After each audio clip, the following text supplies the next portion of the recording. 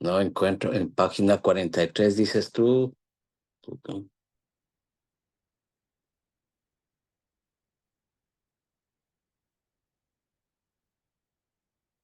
Ok, vamos a seguir. Gracias por esperar.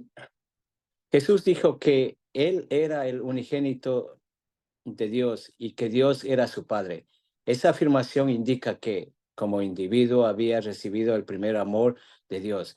Aunque Dios llegó a tener a su Hijo único, Jesús todavía no tenía a su hija única. Jesús no pudo encontrarla, entonces Jesús debe volver a encontrarse con la hija de Dios.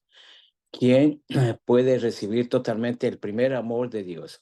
Es por eso que el Señor en su segunda venida debe celebrar la cena de las bodas del Cordero. Es decir, se le exige que se case.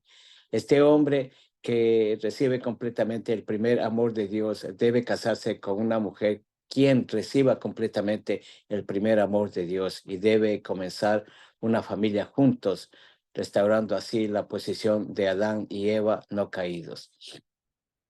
El Mesías viene en la posición del Hijo original y directo de Dios, con el amor absoluto de Dios. Él trae la semilla de la vida. Encontrar y criar a tal Hijo es el propósito primordial de Dios para conducir la providencia de la salvación a través de la historia.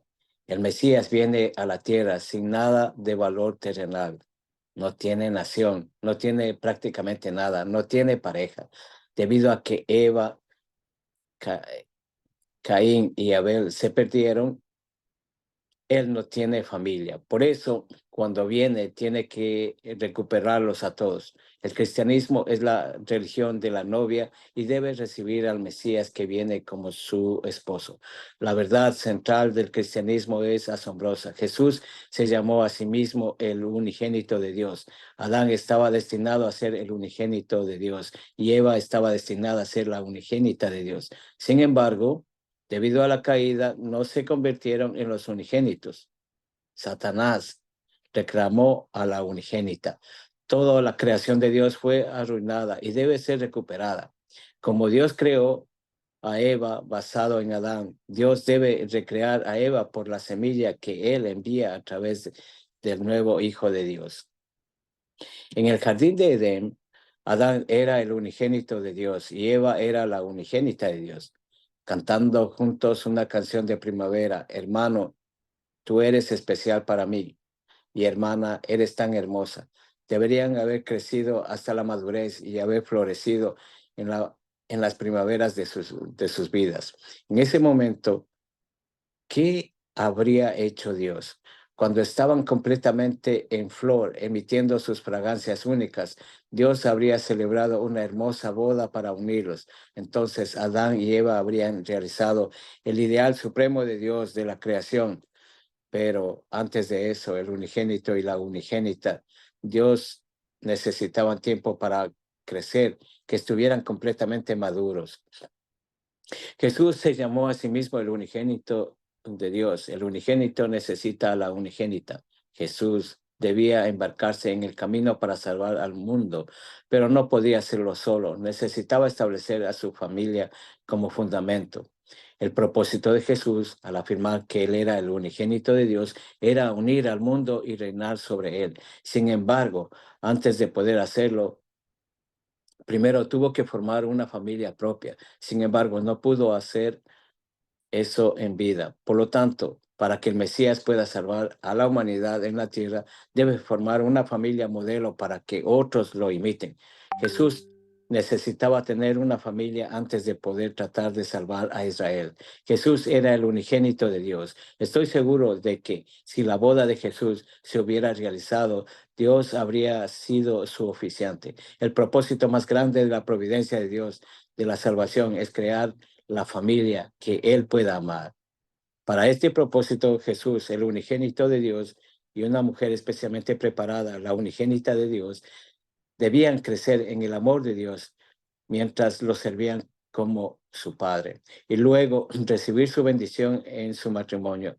De esta manera, establecerían el fundamento para convertirse en verdaderos antepasados de la humanidad. Todo esto se perdió y debe recuperarse. El título de unigénito de Dios se cumplió finalmente después de que Jesús viniera a la tierra. Por primera vez desde que Adán y Eva fracasaron y la historia humana fue arrebatada por Satanás, el unigénito de Dios, nacido de su linaje, vivió en la tierra. Este fue Jesús, el hombre que recibió el amor de Dios. Sin embargo, aunque Jesús surgió como el unigénito de Dios, la unigénita no apareció.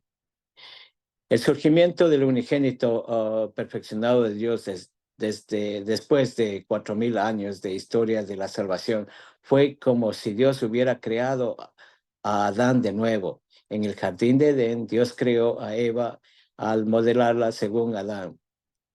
Él la hizo basado en el mismo principio y plano que empleó para crear a Adán, para que ella pudiera ser su compañera.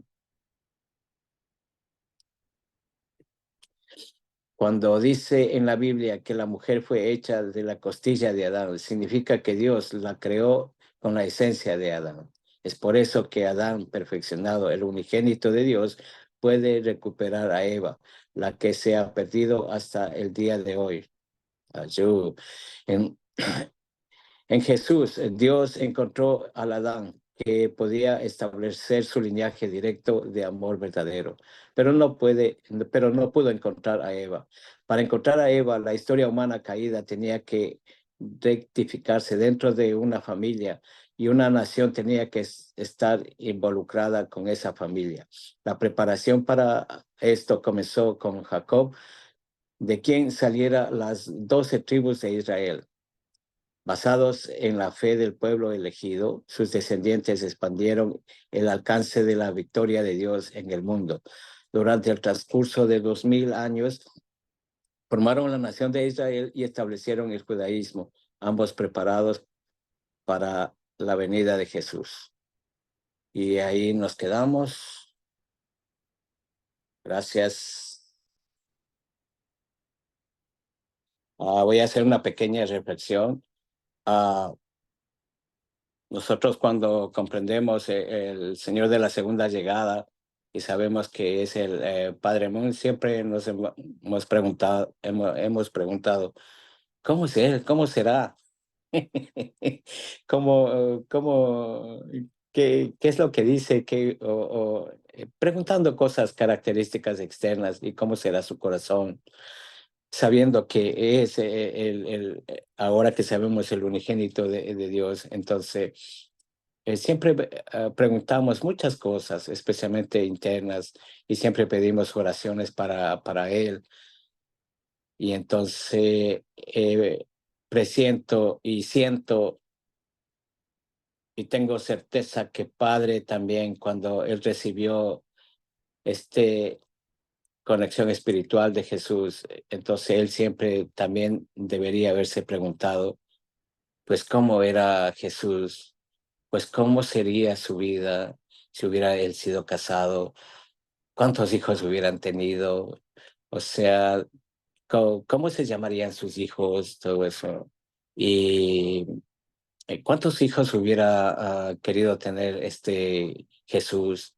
Y cosas así, ¿no? Entonces, y en eso presiento que al mismo tiempo su corazón estaba dolorido y a nosotros también nos pasa porque fue un dolor para Jesús verlo en la cruz. ¿Entiende? Entonces, Padre también ha de haber sentido con mucho más fuerza, con mucho más corazón y con dolor, que siempre ha de haber tenido lágrimas por Jesús.